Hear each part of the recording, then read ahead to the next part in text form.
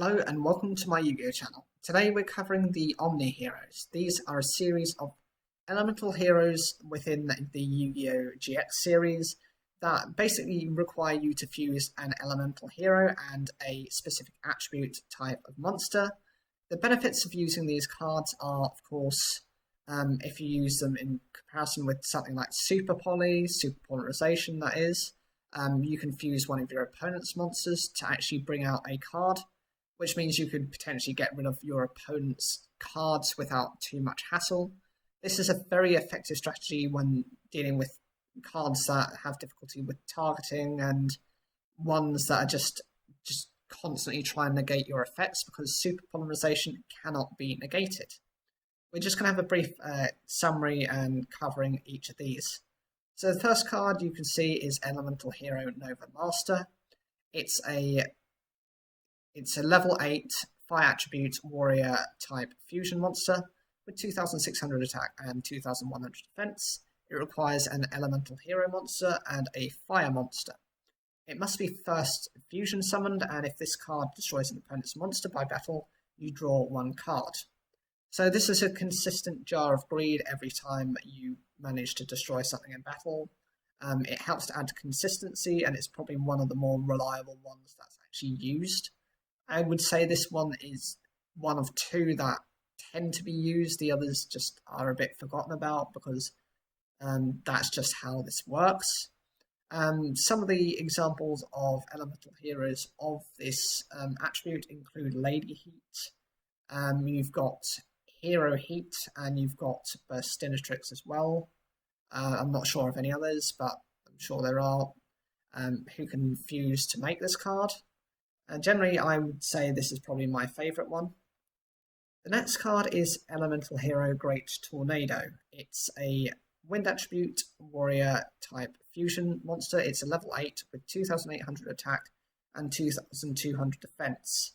Of the 6 ones, I think it has the strongest in terms of original attack stat. And its effect, it requires an elemental hero monster and a wind attribute monster. It must first be fusion summoned and cannot be special summoned by other ways. If this card is fusion summoned, you halve the attack and defense of all face-up monsters your opponent currently controls. So that's actually a really decent effect. The slight problem is your opponent's likely to try and negate it or protect themselves for the turn. It does permanently halve their attack and defense, so it's not until the end phase, which is typically the downside of these types of cards, and at least it gives you a consistent way of maybe getting over some of your opponent's stronger monsters, assuming they can't negate this effect. Interesting, if you look at it from just a pure hero build, there are only 2 wind attribute monsters. You've got Avian and you've got Stratos. It seems to be that is the attribute that is one of the least supported, if not the least supported. The next card is Elemental Hero Escarido. It's a Dark Attribute Warrior Fusion. It's level 8 with 2500 attack and 2000 defense. It requires an Elemental Hero monster and a Dark monster.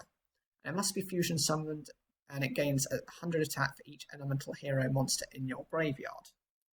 It's very similar to something like Masked Hero Goka, which gains 100 attack for the monsters in your graveyard, but it's a very minor boost to it. The other effects of some of the previous heroes are much better. 100 attack is nothing. It's really not going to cover you unless you've gone through most of your deck and your monsters are just sitting in the graveyard. You do have a couple of examples. You have Necroshade, which is a good thing to do if you can actually fusion summon and put Necroshade in the graveyard. Then you can actually use Necroshade's ability to normal summon an elemental hero that needs a tribute. You also have, I think there's another card as well. I think Shadow Mist also works with this card. If you just look at the pure build. The next card is Elemental Hero Absolute Zero. This is the other card I was saying it's incredibly valuable when using within the deck. It's a water attribute warrior type fusion monster, which is also level 8 It's also got 2,500 attack and 2,000 defense, and this one requires a hero monster and a water monster. The good thing about this card is that actually there are a couple of water type attribute monsters out there. I think you've got Bubble Man, you've got Ice Edge, you've probably got other few as well that I can't remember. Ocean is there as well. It must be fusion summoned and it gains 500 attack for each water monster on the field, except itself. Don't worry about that effect. It's probably not going to be used, but if you can get that bonus, then that's great for you. If this card leaves the field, destroy all monsters your opponent controls. That is the effect we want to look at. It's a Raigeki as a monster. It just wipes out your opponent's board, so unless they've got a negation effect, they're not really going to go into this card. The next card is Elemental Hero Gaia. This is a Earth attribute warrior type fusion effect monster. It requires an elemental hero monster and an earth monster, and it must be fusion summoned and cannot be special summoned by other ways. When this card is fusion summoned, target one face-up monster your opponent controls. Until the end phase, its attack is halved and this card gains the same amount of attack. This is a massive weaker version of Great Tornado, because the stat reduction is, it only lasts until the end of the turn. Yes, it gains the bonus of the attack that's lost by your opponent's monster, but that's only going to end up doing your opponent 2,200 points of damage. You potentially could do more with Great Tornado's effect. It is, I think, the highest of the defenses. That makes sense, and there are quite a variety of Earth attribute monsters that you can fuse with. Wild Heart, Clayman, Woodsman, Nosby, so many different varieties out there. That is probably one of the more flexible ones to go into, although probably one of the weakest ones to go into. The next card is Elemental Hero The Shining. It's a light attribute warrior type fusion effect monster. It requires one elemental hero monster and a light attribute monster as well. It must be fusion summoned and cannot be special summoned by other ways. This card gains 300 attack for each of your banished elemental hero monsters. When this card is sent from the field to the graveyard, you can add target up to 2 of your banished elemental hero monsters, add those targets to your hand. This card can boost itself up quite decently if you've banished a lot of your elemental heroes, but it is reliant on what you've done, because you should never rely on what your opponent does. And the ability to recover a couple of your elemental heroes means you don't have to put certain types of support which might not fit with the deck very well. It's an okay card. There aren't too many light attribute monsters out there. I think you've got Sparkman, you've got Voltic, there's probably another couple that I can't think of. And generally speaking, that's actually the end of the Omni Heroes, but I would like to point out that there are 2 others which I would probably put in the same classification. You've got Trinity and Adoration. Vision Hero Trinity is a level 8. It's a dark attribute, warrior type, fusion effect monster with 2,500 attack and 2,000 defense. It needs 3 hero monsters in order to be summoned.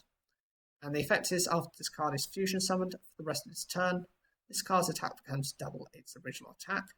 This fusion summoned card can make a second and third attack during each battle phase, and it cannot attack directly.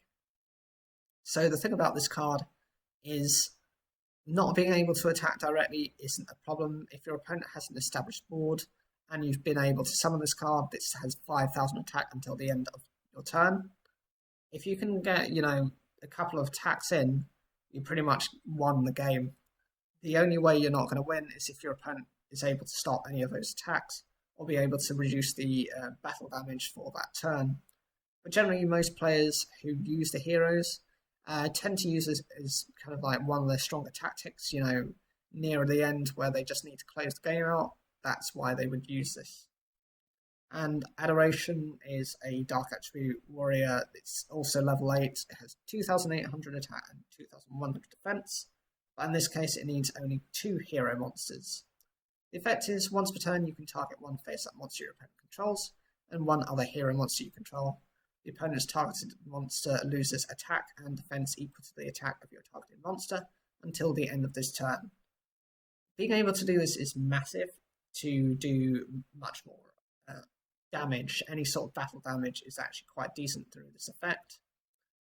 Because if you've got something like Blade Edge on board or some your more powerful fusion monsters, you can shut down your opponent's, you could maybe even turn your opponent's monster's attack to 0, in which case they might not have the strategy in order to do anything about it.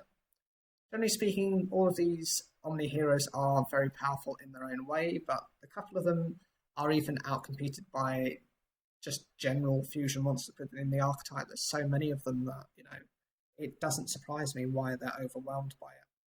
I love the design of these cards, and I would love to see more fusion monsters for any of the hero archetypes somewhere in the future. Hopefully Konami's thinking about that as of now, because it's a very popular archetype it's a fan favourite. Whatever you think of these cards, leave your comments down below. Like the video if you enjoyed it, and don't forget to subscribe for more daily Yu-Gi-Oh content.